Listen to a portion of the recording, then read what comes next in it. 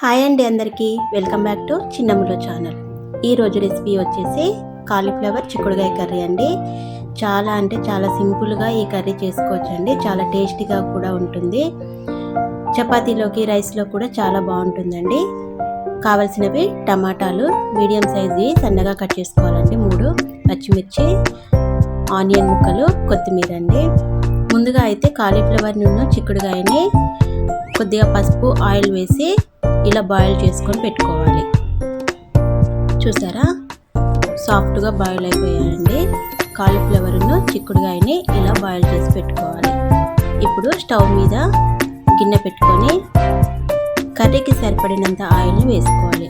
అంటే 3 లేదా 4 టేబుల్ స్పూన్ల ఆయిల్ వేసుకొని అందులో తాలింపు గింజలు వేసుకోవాలి. తాలింపు గింజలు కొద్దిగా ఫ్రై అయ్యాక సన్నగా కట్ చేసి పెట్టుకున్న ఆనియన్ ముక్కలను వేసుకొని కొద్దిగా ఫ్రై చేసుకోండి. ఇప్పుడు ఇందులో కట్ చేసి పెట్టుకున్న పచ్చిమిర్చి ముక్కల్ని కూడా వేసి కొద్దిగా అటు ఇటు ఫ్రై చేసుకొని మూత పెట్టి ఒక 5 నిమిషాలు మగ్గించుకోవాలి.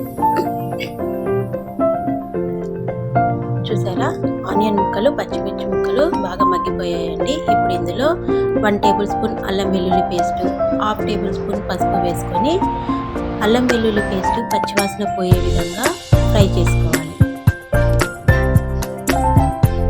అలా ఫ్రై చేసుకున్నాక ఇందులో సన్నగా కట్ చేసి పెట్టుకున్న టమాటా ముక్కలను కూడా వేసుకోవాలి. టమాటా ముక్కలు కొద్దిగా ఫ్రై అవ్వాలండి. అటు ఇటు కలుపుతూ మగ్గించుకోవాలి. ఇప్పుడు ఇందులో 1/2 టేబుల్ స్పూన్ సాల్ట్ వేసుకోవాలండి. కొద్దిగా వేసుకోవాలి, చూసి మళ్ళీ తర్వాత వేసుకోవచ్చు. టమాటా ముక్కలు మగ్గేంత వరకు మూత పెట్టి ఒక 10 నిమిషాలు మగ్గించుకోవాలి. టమాటా ముక్కలు సాఫ్ట్గా మగ్గిపోయాయండి, బాగా ఉడికిపోయాయి కూడా. దీన్ని మరొకసారి కలుపుకోవాలి. ఇప్పుడు ఇందులో మనము ఉడికించి పెట్టుకున్న కాలీఫ్లవర్ చిక్కుడుగాయ ముక్కల్ని వేసుకొని మొత్తం ఒకసారి కలిసే విధంగా కలుపుకోవాలి.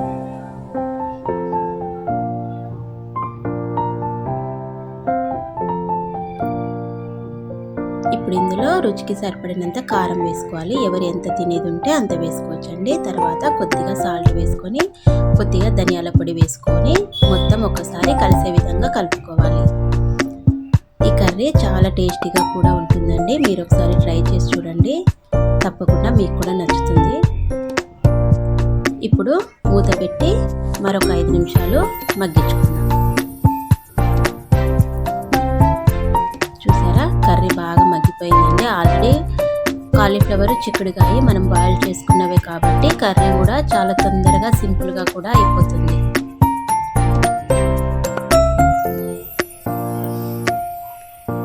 మళ్ళీ మూత పెట్టి ఒక 5 నిమిషాలు మగ్గించుకుంటే కర్రీ రెడీ అయిపోయినట్టే అండి. మరొకసారి అంతా కలుపుకోవాలి. చూసారా, కర్రీ కూడా బాగా ఉడికిపోయింది.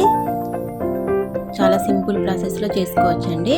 ఇప్పుడు కొత్తిమీరతో గార్నిష్ చేసుకోవాలి. ఎంతో టేస్టీగా రుచిగా ఉండే కాలీఫ్లవర్ చిక్కుడుగాయ కర్రీ రెడీ అవుతుందండి. చపాతీలో కానీ రైస్లో కానీ చాలా ఇష్టంగా తింటారు. అంతే అండి, చూసారా, చాలా కలర్ఫుల్గా కూడా కనిపిస్తుంది కదండి. నా వీడియో కనుక నచ్చినట్టయితే లైక్ చేసి షేర్ చేసి సబ్స్క్రైబ్ చేసుకోండి. మీరు లైక్ చేయడం వల్ల నా ఛానల్ మరికొంతమందికి రీచ్ అవుతుంది. చాలా కలర్ఫుల్గా ఉంది కదండి. మీరు కూడా ఒకసారి తప్పకుండా ట్రై చేయండి. చాలా అంటే చాలా రుచిగా ఉంటుంది. మళ్ళీ మళ్ళీ చేసుకోవాలనిపిస్తుందండి. కాలీఫ్లవర్ చిక్కుడుగాయ కర్రీ. తప్పకుండా నా ఛానల్ని లైక్ చేస్తారని అనుకుంటున్నాను. Bye friends.